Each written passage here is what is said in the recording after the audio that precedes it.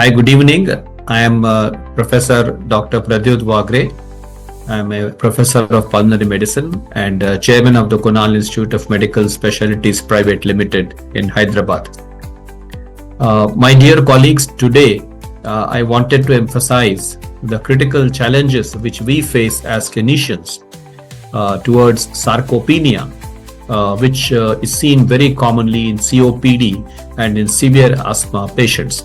Sarcopenia treatment really poses a big challenge in the treatment of these two category of patients. As we know from our collective experience, I'm sure all of you must have seen this.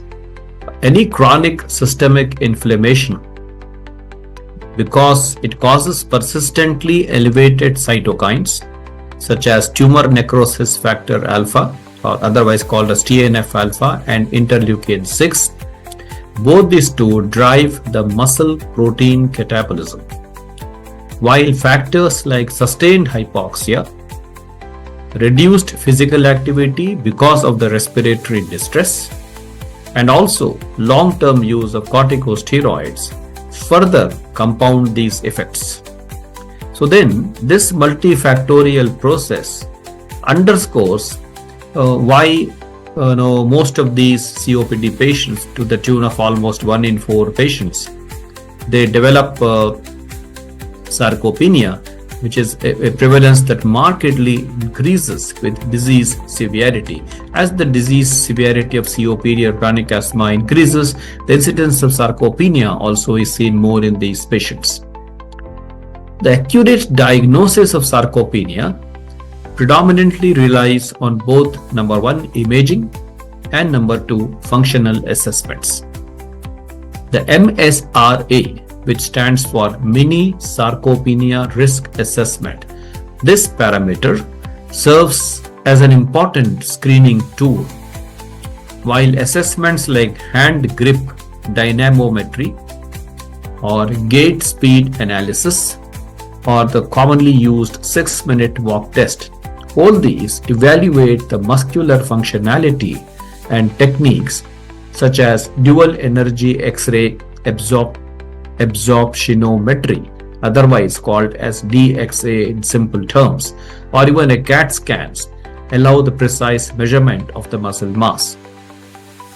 Now, beyond diagnosis, once we diagnose it also, the nutritional strategies are known to play a pivotal role in the management of these patients with sarcopenia and COPD.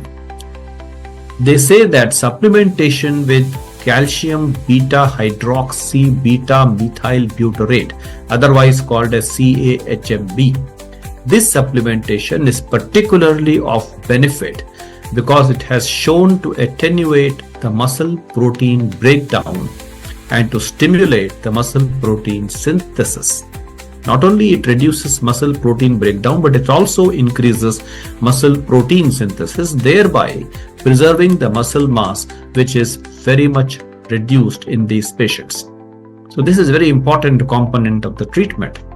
In addition to this CAHMB, vitamin D has been found to be essential for muscle function, because they say it not only supports the neuromuscular performance, but also vitamin D modulates the inflammatory responses, which is critical in these patients with chronic pulmonary conditions. We have seen how vitamin D played an important role during the COVID pandemic because of this modulation of inflammatory response.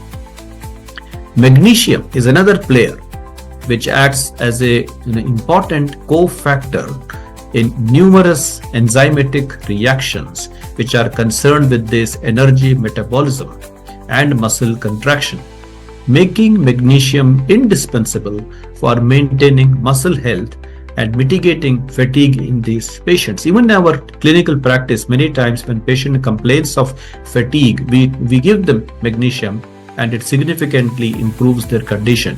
So in addition to the mitigating fatigue in these patients, it also maintains the muscle health. The integrating resistance and aerobic exercises with targeted nutritional supplementation. So combination of these two, integrated resistance and aerobic exercises with targeted nutritional supplementation, which includes, as discussed earlier, the CA-HMB, vitamin D and magnesium.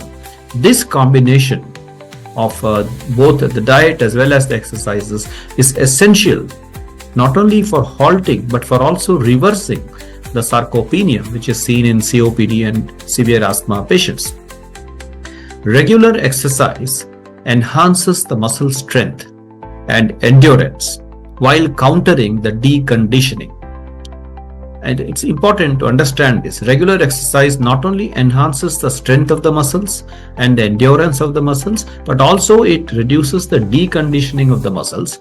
And the supplements which we take, like magnesium, vitamin D and CA-HMB, they help mitigate the inflammation, the hypoxia-induced and the corticosteroid-induced muscle loss, thereby improving overall functional capacity and quality of life.